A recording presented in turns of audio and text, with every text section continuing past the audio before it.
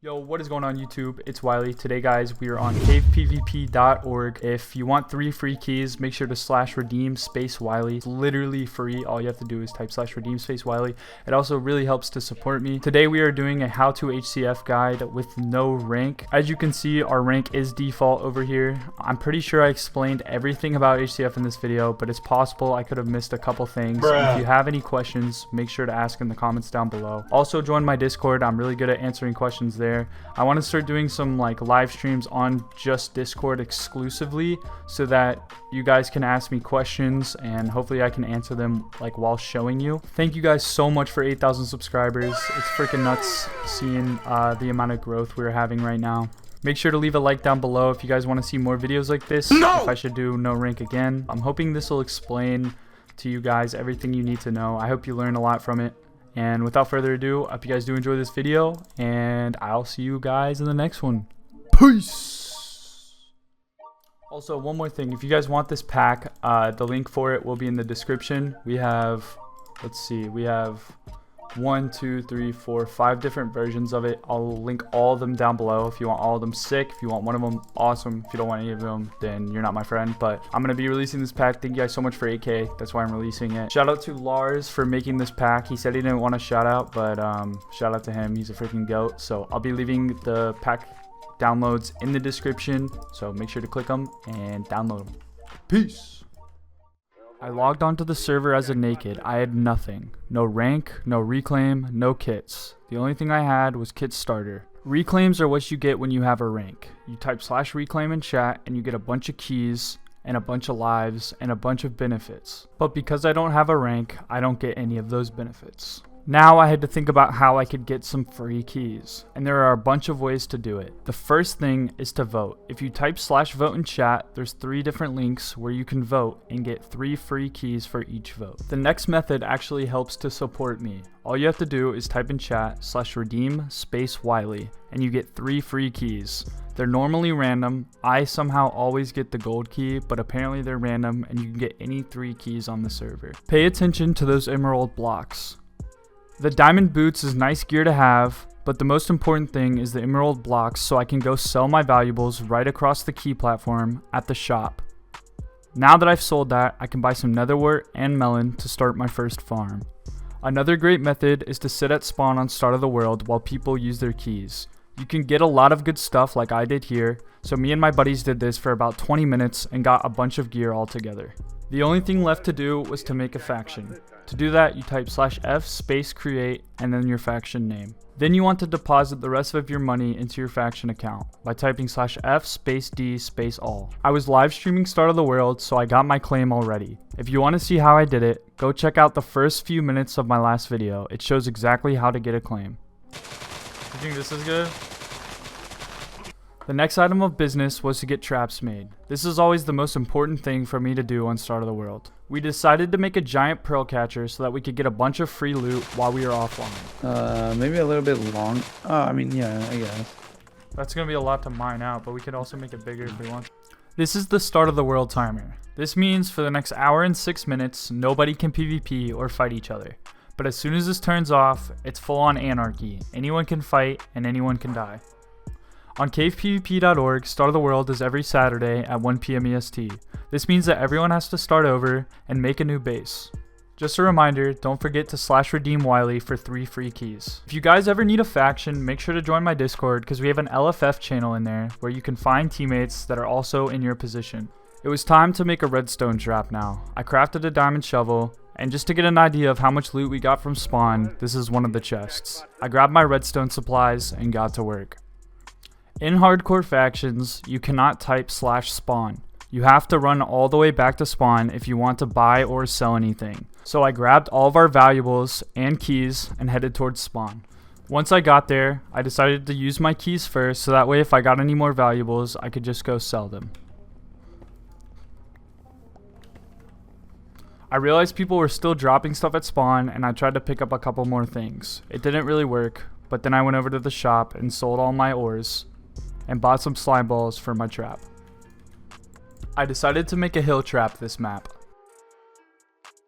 Now that we've covered everything about Star of the World, we're going to talk about claims. This is my claim. By typing /f space map, you can figure out where your claim is or where other people's claims are. Because it is our claim, nobody can break or place blocks inside of it. This right here is my up top base. This is the base we use when we need to get away from somebody. We can just run inside. It's not where we store all of our loot or anything, but it's just somewhere where we can get inside our base. To be completely honest, I'm not really 100% sure the difference between using fence gates and doors. All I do know is on this server, doors are banned. You can't use them. So that is why people use fence gates on here at least. But also you can pearl through fence gates as you saw in that clip. So make sure you're watching out for that. This is where our drop down is. There's slabs so that we can bow them out if anyone jumps down. You can't pearl through that, but you have to do multiple slabs because you can throw a lot better pearls than you can in normal Minecraft. This is our actual base. This is where we have all of our loot and gear stored. We are pretty much safe down here, unless we leave our fence gates open by accident or let someone into the base. The only way we can be raided for people to steal our stuff or to break our base is if we go raidable. DTR stands for deaths until raidable, and ours is 4.40, which means we have to die 5 times for that to go negative. If it does go negative, or if it hits 0 on the dot, we will be able to be raided and people can steal any of our stuff. The points section, where it says we have 4 points, is for the F top. This is what makes HCF so much more competitive. These are the top factions on the server. The top one has 337 points, which is a whole lot of points. They have 177 kills and a bunch of Koth captures. For this map, the F-top payout for the #1 faction is $200 PayPal. The next 2 best factions will receive Buycraft vouchers. Now we're going to talk about all the different kits. The kit I'm wearing right now is the diamond kit. All I'm wearing is full diamond armor. On this server there are custom enchants. Most servers there are, but just to point that out, that's why all those red enchants are there. Diamond kit is the most easiest kit to use because you have the most armor points and you can store the most health pots. This is the Bard kit. This is probably the most important team kit to have when you're team fighting, or when you're just fighting anybody. The Bard gives passive effects when he holds any of these items here. Iron gives resistance, Speed gives sugar, Blaze Powder gives strength, Magma Cream gives fire res, and gas tears give regeneration. The feather also gives jump boost. You normally don't need the Magma Cream because everyone has custom enchants, so you have fire res, but yeah, so normally you don't need that. When you click any of the items, it gives you an extra tier or 2 of the effect that you are giving. So when I click the iron, it gives resistance 3 instead of resistance 2. When I click speed, it gives me speed 3 instead of speed 2. This works for all of the effects. Anytime you click it, you're going to get a better tier. The last thing you want to pay attention to while you're a bard is your bard energy. Your bard energy is how much energy you have to give effects. If you want to click an effect, you most of the time have to have 45 energy for it. Some cost less, some cost more. So always pay attention to your bard energy when you're giving effects to your teammates. This is a clip of me using the Bard kit. We're chasing after a guy that is trying to make a spawn run. Glitches, I keep popping speed 3 so that me and my friend can catch up to him. Speed 3 on the land. I'm also holding these other passive effects so my friend is always getting resistance, strength, and regen. Is he running so fast? I don't know. He's fucking speedy though, isn't he? Yeah, what? Fake pearled. That was a horrible worst. Oh my god, I landed in the water, of course. Where did he go? Speed 3. Nice. How is he going so fast? Oh, he's dead. Nice. Oh my god, look at all the loot. Oh, he had a lot of ores. The last advice about being a bard is just to remember that you don't have as much armor as diamonds do, so you take a lot more damage than you think. You also need to watch your hit points on your armor because it can break very easily if you don't have Hellforged. This is the archer kit. You wear full leather armor and you have a bow. When you shoot somebody with the bow, you archer tag them and they'll take more damage when they're archer tagged. The archer gets 2 passive effects, speed 3 and resistance 2. The resistance 2 doesn't really help that much. Don't be confused, you still die very, very quickly if someone is trying to kill you. The archer can give themselves 2 different effects. Speed 4 when you click the sugar, and jump boost. Archer is really good if you're chasing somebody from the end. Because they have to run 1,000 blocks, you can easily speed 4 ahead of them and bow them so your teammates can hit them and kill them easier. This is a clip of me using the Archer kit. As you see, once I tag him, you get a message in chat showing that you have tagged a player. That player will now take significantly more damage than if he's not Archer tagged. When a player is tagged, their name turns yellow to indicate they are Archer tagged. This player ends up getting away, but he was definitely very low on pots when he got into his base. We were probably just a couple hits off of killing him. This is the Rogue kit. The Rogue kit wears all chainmail armor and gets 3 passive effects: Speed 3, Jump Boost 2, and Resistance. The Rogue kit's special ability involves those gold swords on my hotbar. When you hit somebody with the gold swords, it takes away 4.5 hearts. You have to hit them a couple of times for it to work, but it does do a good job of killing them. When you click Sugar as a rogue, you get Speed 5, which is a whole nother tier up from Archer, so you can go even faster. You can also give yourself jump boost, just like Bard and Archer. In this clip, I'm using the Rogue kit. I'm kind of scared. I don't have a fire res potion, so I'm taking a lot of damage to fire, but I start chasing this Archer, and I get the backstab on him. When you backstab somebody, it takes away 4.5 hearts, but the penalty is you get slowness 3 for a couple seconds. He just barely manages to make it away as I get hit into a trap. Luckily, I clutch pearled. Finally, the last kit is the Miner kit. It is when you wear all iron armor. When you're at Y level 16 or below, you will turn invisible. The Miner gets a couple other effects. They get night vision, haste, fire resistance, and the invisibility as we just talked about. Because this is a 1.7 based server, haste does not give you any PvP benefits, so don't be confused by that. The only main purpose of the Miner kit is for mining, so please do not use this for PvP unless you're trying to use it for another idea like trapping like I do sometimes. We're going to talk about the Nether and the End now. There's really only a couple of reasons why you would want to go to the Nether. One of them is to go to Glowstone Mountain like I'm doing here. That's why I typed /F focus glowstone. Because I did that, I see the cords on the right side of my screen. The glowstone is always at the top of the mountain. Once I got up there, I cleared a couple inventory spots and started mining the glowstone.